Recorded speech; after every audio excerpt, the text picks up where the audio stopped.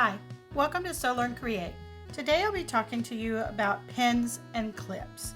These are the ways that you secure your fabric together so you can either cut out your pattern or put your project together. I'll start with pins. Pins come in a variety of lengths for sewing. The longer ones are typically for quilting, and then your shorter ones are more for sewing.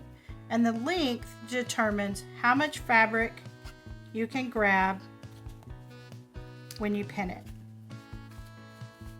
And they come in fun shapes and colors, as you can see. Also, when you have pins, you'll need something to put your pins in.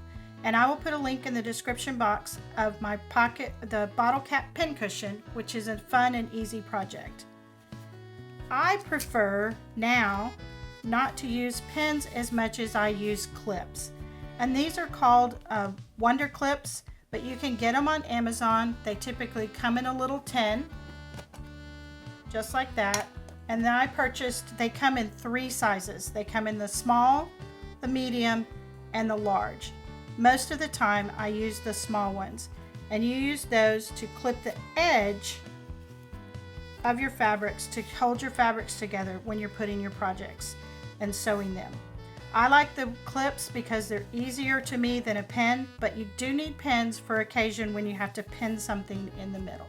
So I hope this helps you create your sewing toolbox.